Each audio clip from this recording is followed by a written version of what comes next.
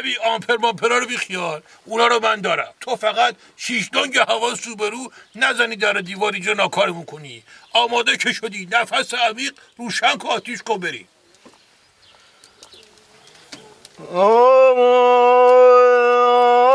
هر کس به طریقی دل او می شکنه، عزبانو داره میگه هم دوست و هم یار و عدو می شکنه. این آخر عمری چه کنه چون که ظریف خورده نمک و نمکدون رو شکنه. نه که اثبات یه رو شده استودیو منتظر تو اثبات داری آواز میخونی، اونم آوازای اینجوری خجالت هم خوب چیزیه. تو فکر نمی کنی من کف دستم گرفتم جونمو نشستم کنار دست تو فکر نمی کنی یکی من بچه محلا ببینه اینجا آبرو واسم نمیمونه. چی واسه من این همه زخم زبون ندارم دکتر، نمیخوام اصلا بیا خودت بشین پشت رو سریع برسیم دیگه. خب دیگه ما نگفته مشخص شد که برنامه بعدی که خدمتون ارائه خواهیم کرد چهارراه استراتژیک هست که تا دقایقی دیگه خدمتون ارائه میشه.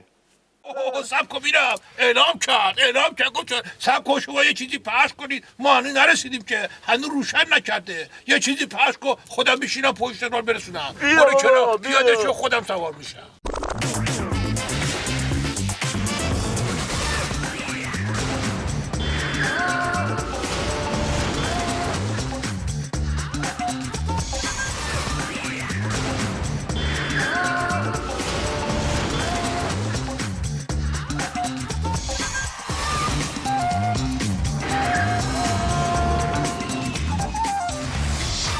دکتر داشتم عرض میکردم مگه این ظریف مشنگ قرار نبود اند دیپلماسی نظام باشه؟ البته بعد از من و مقام عزبان به دار طلا و نقره. اگه 10 جای شعور دیپلماتیک داشت توی بدبختی نظام چه وقت جفتک انداختنه؟ من هر وقت به ظاهرش نگاه میکنم با اون ریشه بلا تکلیف اون خنده های مشنگیش بیشعوریش برام تابلوه. نه خیر ظاهر بین نباش.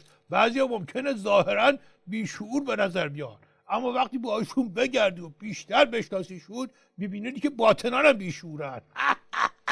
عین خدا مگه این همه قربون صدقه حاج قاسم نمیرفت؟ مگه نمیگفت بدون عوام نمیخوره؟ سه شنبه ها میرن با هم ده کله پاچه میخورن. پس چی شده همه گلابکاری رو انداخته گردن اون که دیگه نیستش که با کف گرگی حقشو بذاره کف دسته؟ من سربسته بهت میگم که نترسی. آخرای زمان شاه یادته؟ بله دکتر، ولی بیشتر نگین چون تو همینجاش انگار دارن تو دلم رخت میشورن. تو شنیدی که یکی رفت تونست، خب بعد یکی هم رفت نتونست. یکی طلب بعد. ولی داشتم میگفتم هر کی میتونست در میرفت، هر کی هم نمیتونست از ترسش هر گلابی زده بود مینداخت گردن اون یکی دیگه که نتونسته بود. به نظر من دکتر هیچ کدوم از این مسئولین درک درستی از وضعیت نظام ندارن. اتفاقا خیلی هم برعکس، همین که بچه‌هاشونو پولاشونو میفرستن خارج یعنی خیلی درک درستی از وضعیت نظام دارن. بچه‌ها و پولاشونو ممکنه فرستاده باشن خارج ولی خودشون بعید میدونن بتونن به موقع جیم شن. آره همه چی یه چشم به هم زدن ها. امروز هستی فردا نیستی. اینا که تلافی در بیاری. حالا تو یه کاری میکنی که الان تو دل بالا تا پایین نظام رخ بشورن. برو سر سوالات دیگه نمیخوادی وایسی. ظریف حرفایی زده که انگار گنده‌کاری دیپلماسی کار این نبوده، یا مثلا اونی که این همه نیروی نظامو نفله کرده دشمن فرضی بوده. الان که کفگیر نظام خورده ته دیگم رد کرده رفته اونور، این ناکس همه چی بیندازه گردن مرده. انگار دشمن فرضی تا حالا مال کشی کارهای نظام انجام میداده.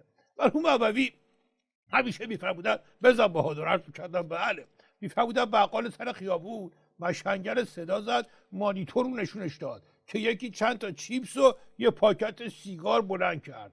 مشنگه پرسید دزده؟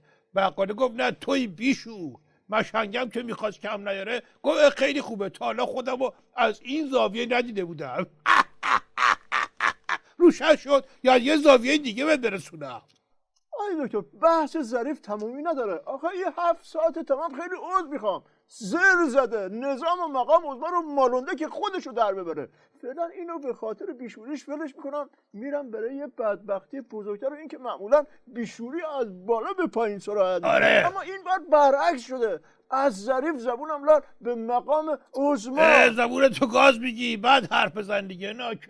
این مشنگ من کار ندارم چه کار میخواست بکنه. این دم آخری اولندش صاف میگه شغلش مال کشی بوده.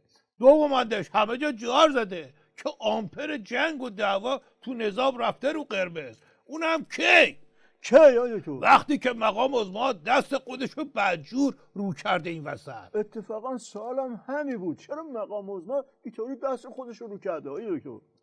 باخ شده دیگه. یا میتونه خط خودش رو پیش ببره حاجی رئیسی رو بکشه تو صندوق بیرون که وسط این هیرو بیری مذاکره و تو رو خدا تحریما رو ببخشین این حرفا خیلی زایه.